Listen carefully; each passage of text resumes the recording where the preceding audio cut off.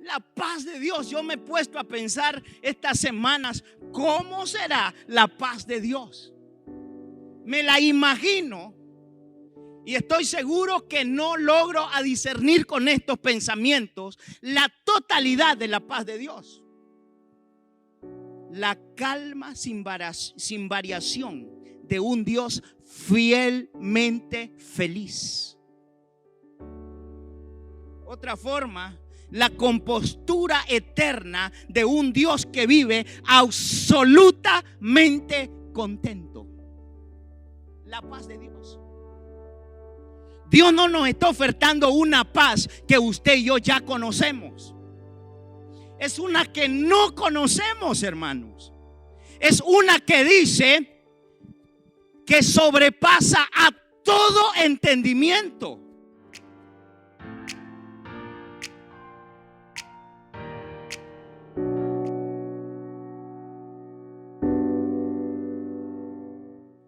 Creo que hoy el Señor nos va a hablar y voy a pedirle a usted que esté expectante. No creo que todo este mensaje sea para usted, pero sí estoy convencido que habrá algo para usted. Filipenses capítulo 4, ¿lo tiene? Lea por favor conmigo los versículos 4 al 7, pero mantenga su Biblia abierta en este capítulo 4 del libro de Filipenses, por favor. Dice la palabra del Señor: regocijaos en el Señor siempre. Otra vez os digo, ¿cómo dice? Regocijaos. Regocijaos en el Señor siempre. Otra vez os digo, regocijaos. Versículo 5 dice: vuestra gentileza sea conocida, ¿de quién? De todos los hombres, el que nos cae bien y el que no muy bien, pero que vuestra gentileza, nuestra gentileza, sea conocida de todos los hombres.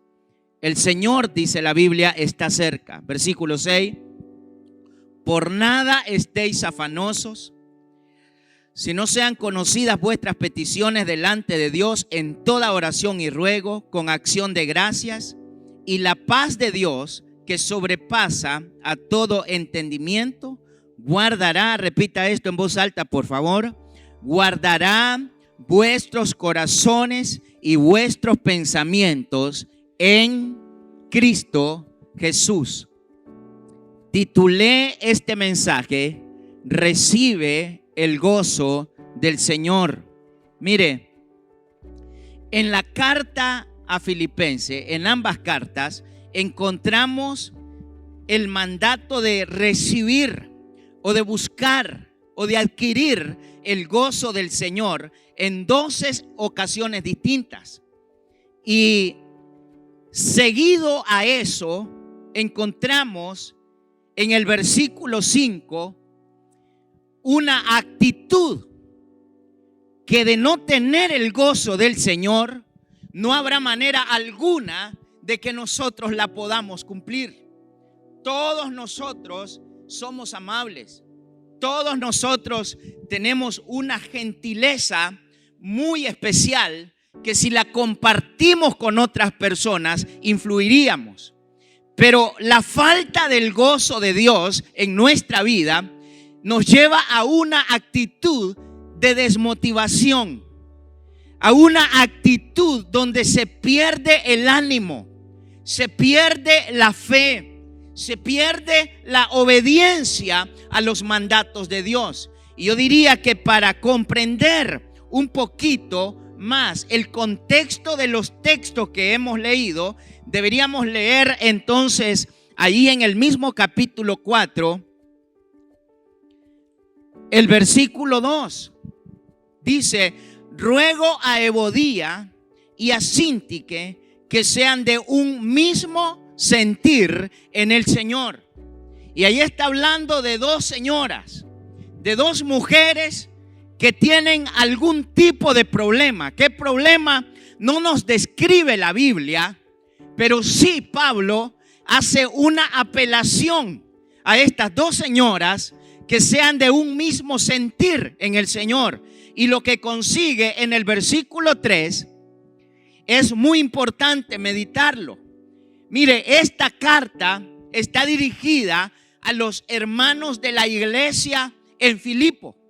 Sin embargo, al estar dirigida a esa iglesia, hace menciones de nombres. Y luego le habla a un líder y dice: asimismo te ruego también a ti, compañero fiel, que ayudes a estas que combatieron juntamente conmigo en el evangelio.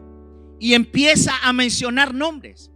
Está dirigida a toda una congregación, pero esta carta especialmente procura tocar la actitud de personas que están a cargo de la iglesia.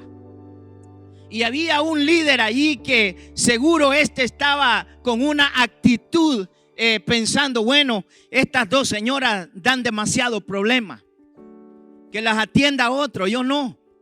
Y Pablo apela: no hagas eso, no hagas eso. Te ruego a ti, amigo fiel, que atiendas a esta. ¿Por qué? Porque anteriormente pagaron un precio. Pagaron un precio, se entregaron, sufrieron, dieron su parte, pero ahora hay problema con ellas. Entonces, para nosotros poder captar este mandamiento, debemos analizar en esos pasajes el contexto. Donde hay problemas, amada iglesia, se pierde el gozo, se pierde el ánimo. Y a nosotros suele sucedernos esto. Mira, amada iglesia, y Pablo le dice a estos líderes: regocijaos en el Señor siempre. Otra vez os digo, regocijaos. Entonces, tu gozo, mi gozo, no depende de lo que entre nosotros ocurre. En otras palabras, nosotros podemos buscar el gozo de Dios en el Señor, cualquiera que sea nuestra circunstancia y nuestros problemas que estemos enfrentando. Ahora, una persona que busca el gozo de Dios, que procura adquirir el gozo de Dios, no está tan expuesto a recibir ofensas u ofenderse tan fácilmente. Mientras que una persona que su corazón está vacío de Dios, está vacío del gozo del Señor, toda ofensa lastima profundamente su corazón. Así que la falta del gozo de Dios daña tus metas, daña tu enfoque en el Señor, daña tu ánimo, daña lo que Dios quiere hacer en tu vida. La falta del gozo de Dios en tu vida hace que fácilmente te distraigas por todo tipo de problema. De manera que la apelación del apóstol Pablo a la iglesia y a personas específicas es: busquen el gozo de Dios. Y pueda que, amada iglesia, hoy usted no tenga de qué preocuparse. Es decir, la gente que está a su lado están teniendo buen ánimo, buena actitud. Pero yo le prometo que va a llegar un momento en el que el Señor te va a hacer depender, o te va a enseñar a depender de ti y no depender del buen estado emocional y espiritual de quienes te rodean. Busca el gozo de Dios siempre. Entonces, Pablo presenta al gozo del Señor como la cura en el corazón a cualquier discordia que se pueda presentar. Entonces, amada iglesia, si nosotros podemos ver estos pasajes, el gozo que Pablo nos recomienda buscar no está basado en un optimismo alegre de una mente positiva, sino en la confianza de que pase lo que pase, o con tu vida o con los que están alrededor tuyo, siempre Dios está en control. Por lo tanto, puedes marchar, Por lo tanto, puedes avanzar a lo que Dios te ha pedido hacer o a lo que es la voluntad de Dios que hagas con tu vida. Ahora, esto, amada iglesia, no solo se aplica a las relaciones con gente con la cual servimos a Dios. Esto se aplica al matrimonio. Esto se aplica a esas relaciones padre e hijo. Esto se aplica a las relaciones y a las discordias que puedan surgir en el trabajo o en cualquier contexto en el que nos encontremos. Busquemos el gozo de Dios. Y nosotros, amada iglesia, servimos a un Dios tan amoroso. Servimos a un Dios tan cortés. Y Dios lo que está buscando es que usted, como una persona que sirve a Dios, lo haga feliz, lo haga contento. Eso no significa que nosotros en esta tierra no vamos a tener problemas. Amada iglesia, mire, se ha hecho demasiado común en nuestros días, que los problemas lo que nos llevan es a renunciar nuestro compromiso con Dios. ¿Conoce gente así usted? Bueno, pensé que esto solo pasaba en Ciudad Sandino. Pero hermano, nos vamos a enfermar. Usted y yo no somos monedita de oro para caerle bien a todo el mundo. Eso no importa. Usted y yo servimos a un Dios glorioso, a un Dios amoroso, digno de nuestro respeto, digno de nuestra obediencia, digno de nuestra entrega. No renuncie a Dios por las cosas que salen mal en esta tierra. El Señor Jesús fue claro y Él nos dijo que seríamos perseguidos. Pero también dijo: huye el impío sin que nadie le persiga. Entonces usted no se mantenga como huyendo cuando nadie está atrás de usted. Sea fiel al Señor. Dé la cara a Dios siempre, porque Dios nunca se cansará de bendecirte. Dios nunca se cansará de comprenderte. Dios nunca se cansará de empoderarte para que vayas adelante en lo que Él tiene para ti. Déjeme en este texto compartirle 3 cosas muy importantes a poner en práctica. Una de ellas que usted debe de conocer, amada iglesia, es que la falta del gozo de Dios en tu vida dañará tu servicio de amor en la obra. La falta del gozo de Dios en tu vida dañará tu servicio de amor en la obra. Versículo 5 dice: vuestra gentileza sea conocida de todos los hombres. Incluye a su suegra, incluye al que le ha robado, incluye al que le ha criticado, incluye al que le ha serruchado el piso, incluye todo hombre, incluye eso. Vuestra gentileza sea conocida de todos los hombres, el Señor está cerca. Y cuando hablamos de gentileza en la Biblia, significa espíritu paciente, corazón suave, una mente tranquila y llena de esperanza. Amada iglesia, mira, una de las maneras más extraordinarias de llevar el evangelio es llevar amor a aquella gente que nos desprecia. Ahora mire, lo que sucede en nuestros tiempos, amada iglesia, es que la iglesia hoy se encuentra tratando como de tener favoritismo del mundo. La iglesia que Cristo nos presentó, la iglesia que Cristo nos enseñó, en ningún momento, búsqueme un solo pasaje que diga Cristo que el mundo nos iba a amar. No. Jesús dijo que el mundo nos iba a despreciar. Pero lo que Jesús nos advirtió es que nosotros no podríamos tener con el mundo la misma actitud que el mundo tenga con usted y conmigo. Entonces, eso de espíritu paciente, corazón suave, una mente tranquila y llena de esperanza, habla de que son cualidades de que deberíamos nosotros buscar a tener de Dios mientras servimos al Señor en esta tierra. Cuando estas características que hemos descrito en este mensaje han sido dadas por Dios a cada uno de nosotros, te vas a volver un servidor efectivo de Dios.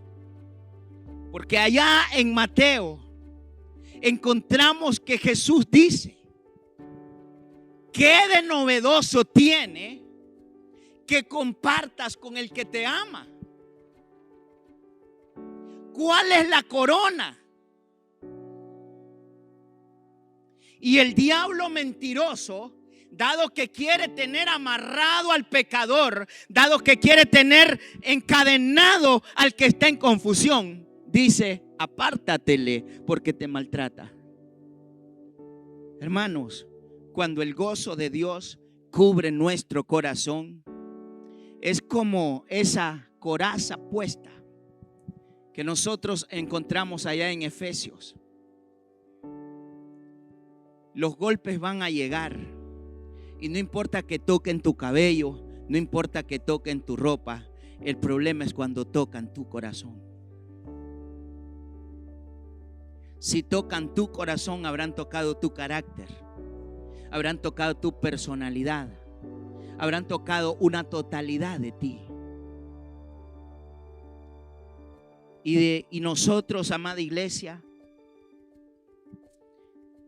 si no protegemos nuestro corazón con el gozo del Señor, fácilmente quitaríamos la mano del arado donde la hemos puesto. Automáticamente nos volveríamos indignos.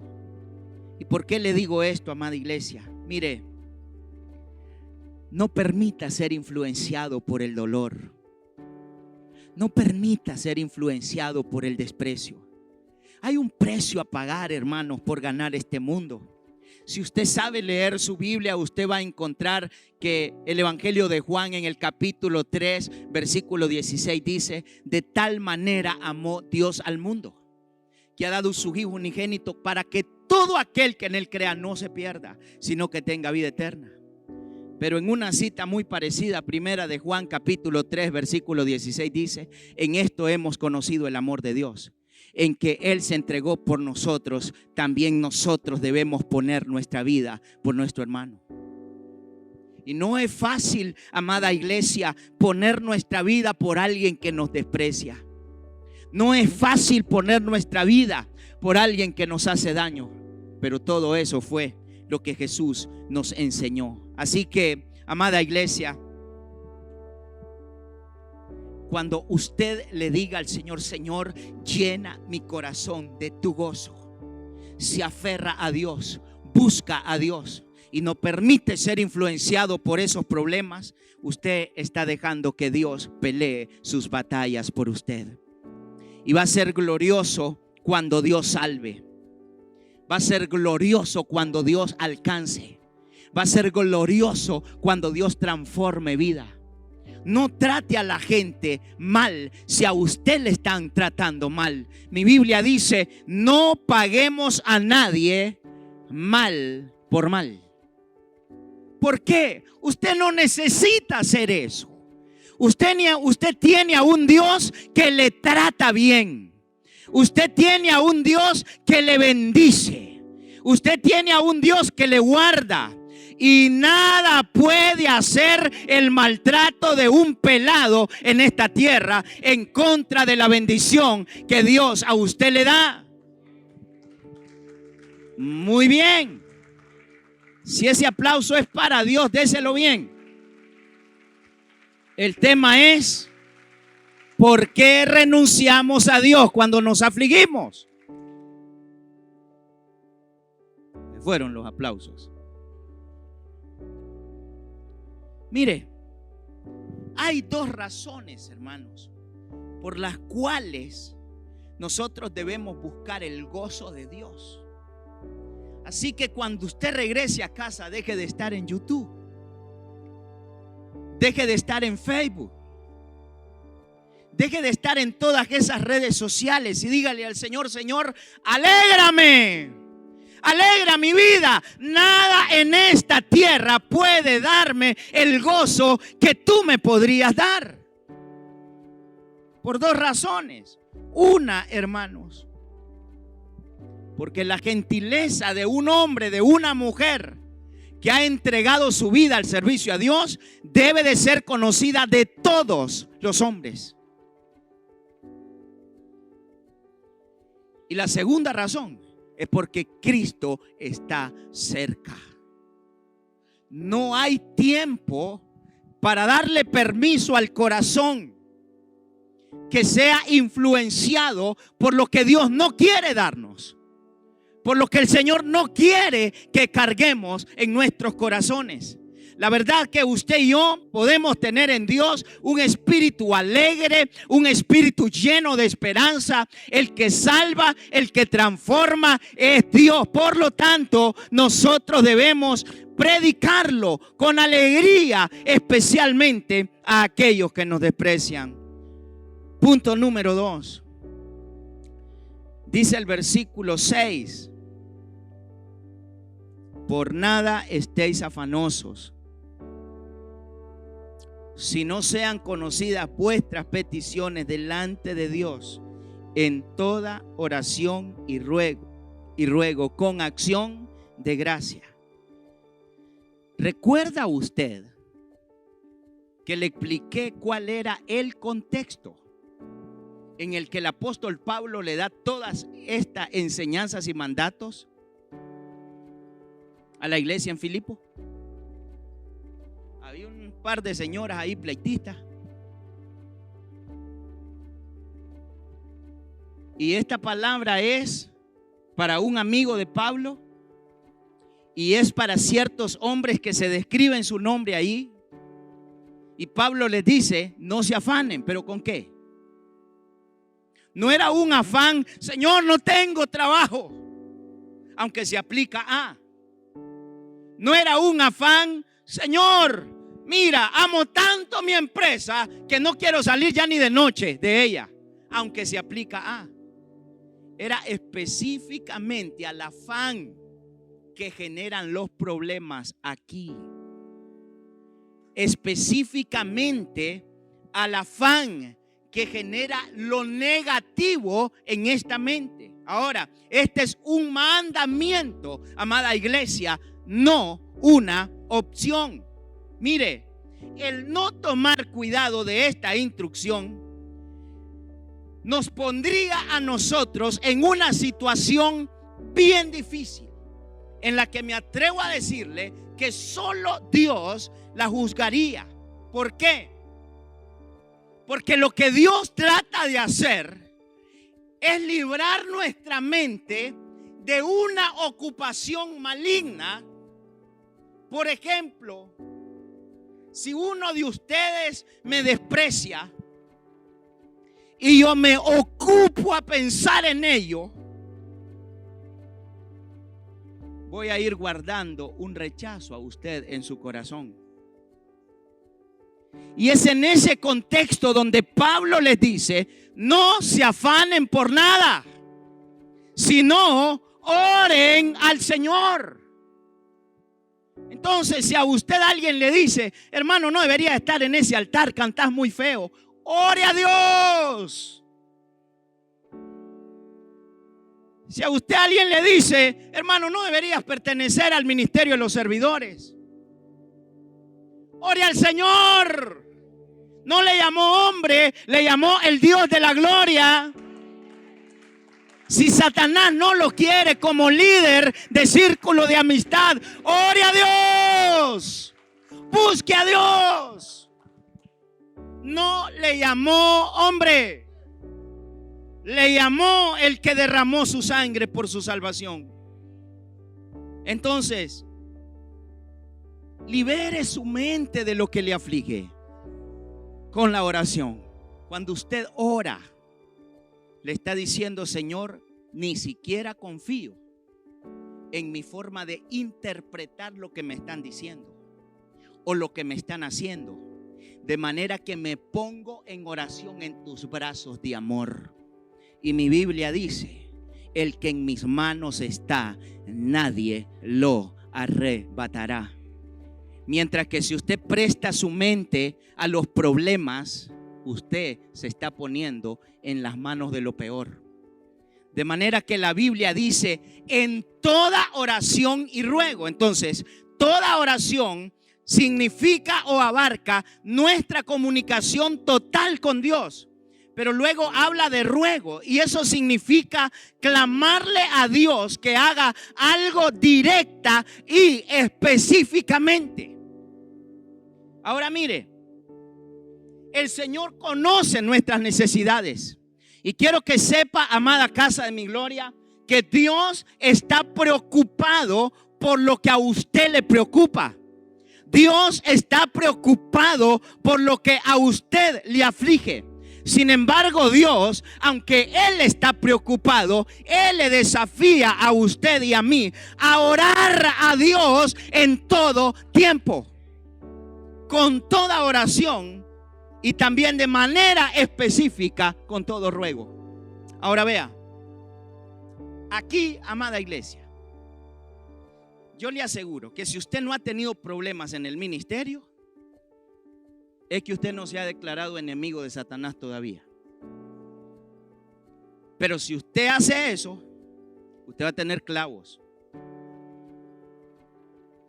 Y vea esto. Nosotros tenemos un corazón, hermano, unas emociones bien interesantes. Nosotros necesitamos desahogarnos. ¿No le han llamado a usted para hacer eso? Mire, a mí es el pan de todos los días, pastor. ¿Me puede dar 20 minutos? Me siento y he aprendido últimamente que tengo que saber escuchar, aprender a escuchar. Y mire, y yo estoy escuchando y pensando: si yo fuera un chismoso, misericordia. Y el Señor lo que está diciendo es: desahógate conmigo. Cuéntame a mí lo que tus emociones te insten a contarle a cualquier mortal. Nadie guardará tus secretos como yo. Eso es lo que está diciendo el Señor. Y cuando uno llega a ese tope, a ese límite, tienes dos opciones. O doblas tus rodillas allí y humillado le cuentas a Dios cuán frustrado estás, cuán triste estás. O te vas donde el hermanito y le dices: hermanito, te invito a una taza de café. Tengo unos 100,000 chismes que contarte.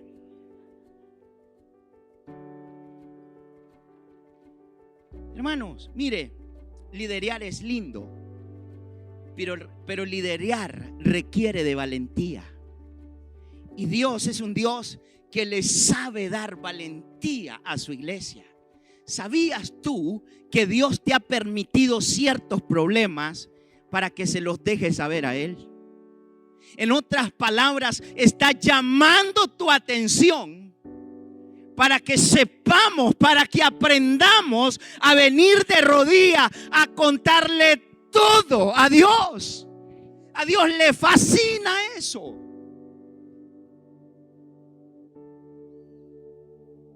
Ahora, no estoy diciendo no llame a su pastor. No estoy predicando eso. Porque usted necesita recibir orientación. Pero hermanos, mire, conozco gente que llevaron sus clavos a quienes no debían. Y si creyeron estar en problemado antes, nunca sospecharon cómo estarían después. Y eso es lamentable. En ese contexto es que Pablo, inspirado por el Espíritu Santo, le habla a la iglesia y les dice: no se afanen, sino que oren, sino que desahoguen su corazón en mí.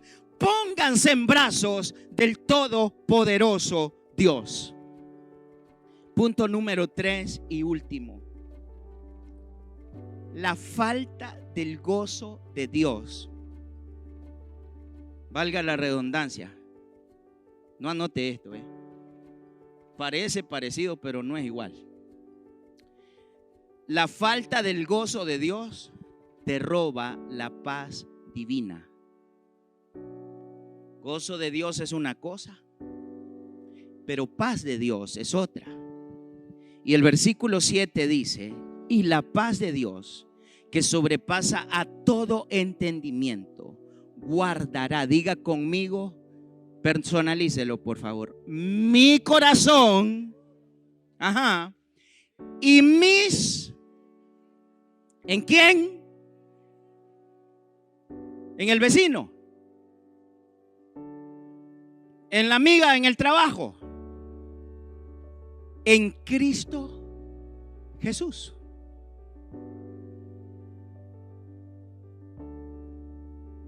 Ahora mire, amada iglesia, la paz de Dios viene a nosotros como un regalo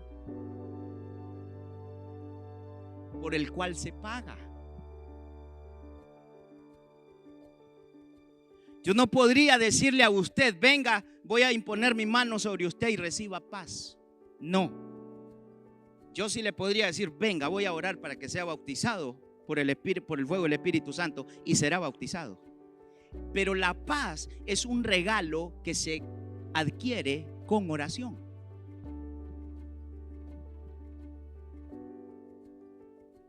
¿Aló? ¿Me estoy dando a entender? La paz de Dios, hermanos, sí es un regalo. Es un regalo inmerecido. Pero no en este contexto. No es algo que Dios dice: te lo voy a dar. Él antes ha impuesto un mandato: no se afanen, oren.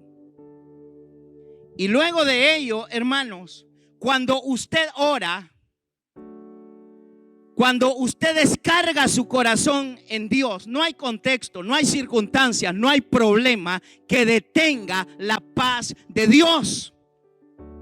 No me lo creyeron, lo voy a decir por acá. Usted podría estar en un contexto terrible de enfermedad, de escasez, de problemas, de distintas cosas. Pero si usted ora, Dios le dará paz en su corazón. Dios le dará paz en su corazón.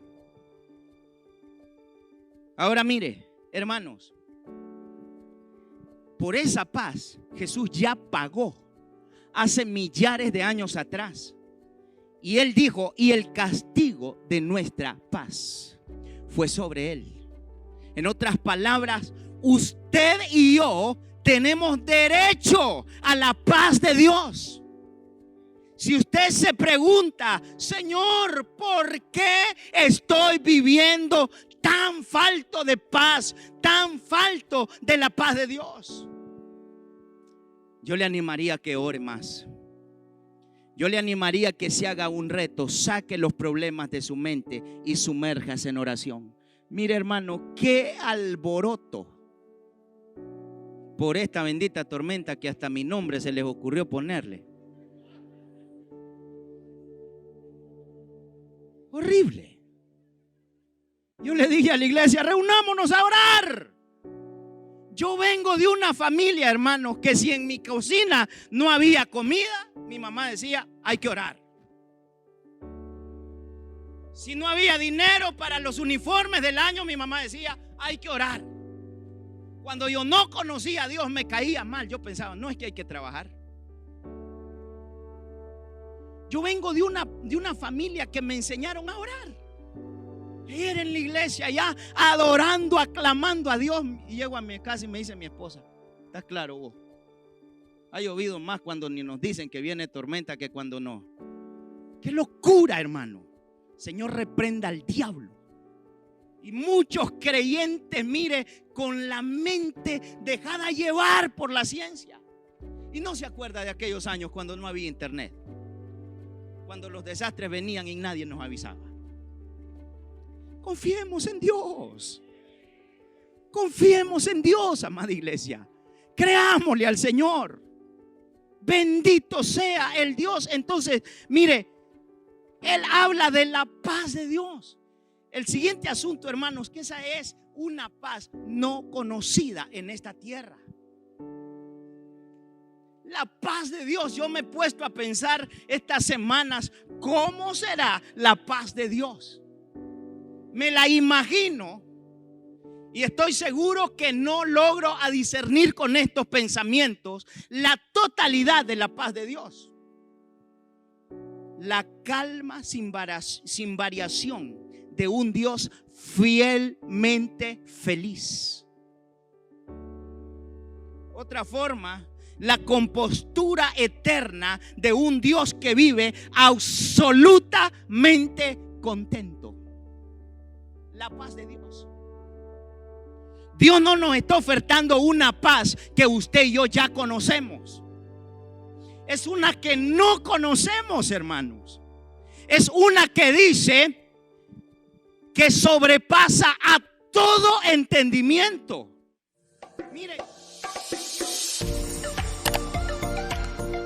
Hola, te saluda el pastor Natán. ¿Este mensaje te está bendiciendo? Espero que sí. Si así es, ¿por qué no compartes este mensaje con otras personas para que también sea de bendición para ellos? También te pido que te suscribas al canal. Si ya lo hiciste, muchas gracias. Sé que será de bendición para tu vida y para muchos otros.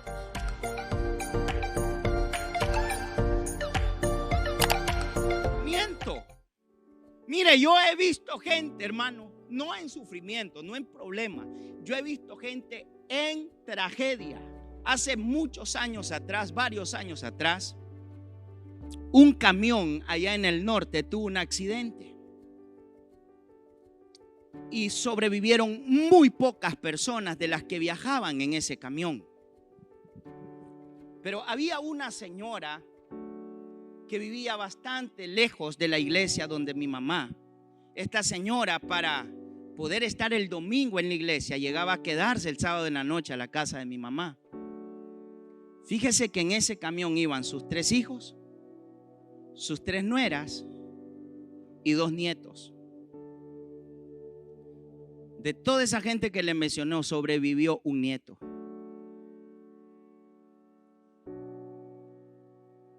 Y en ese tiempo yo andaba apartado de Dios. Y mi mamá un día me dijo: acompáñame a visitar a doña Margarita. Y fuimos. Ella habitaba en una hacienda. Y la encontramos allí en su casa solita, porque el nieto que sobrevivió continuaba todavía hospitalizado. Y mi mamá le dijo a esta señora: Margarita, debes irte para mi casa. Te vas a morir aquí sola. Y esa señora le contestó: Marta, no lo voy a hacer.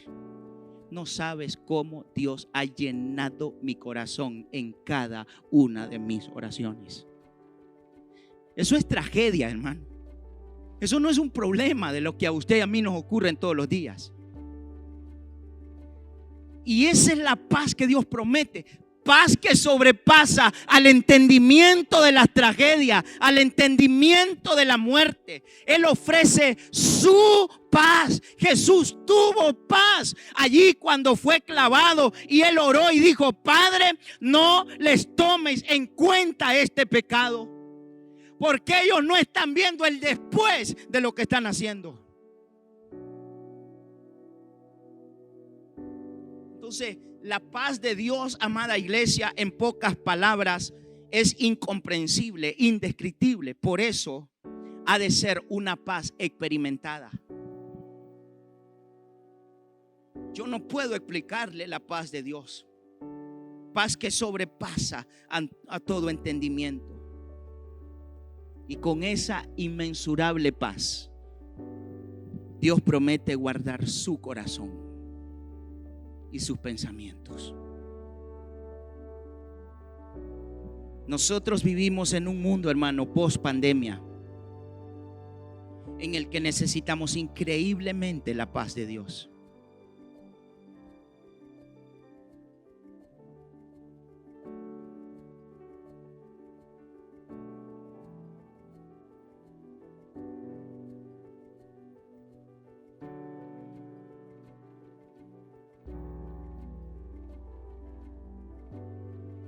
Yo recuerdo que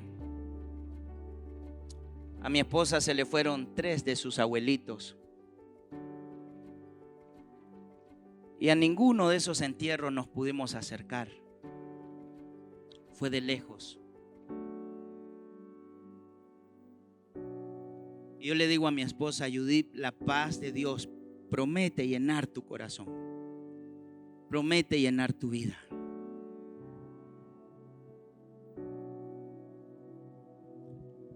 No importa cuál sea su problema, la paz de Dios,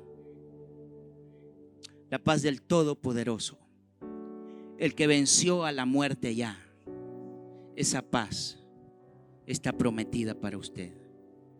Entonces este mensaje se llama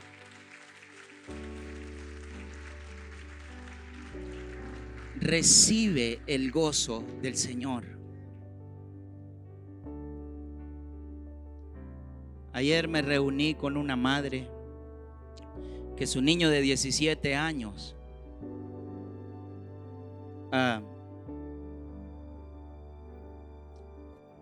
le dio un derrame y falleció. Ayer hacía 3 meses, 17 días.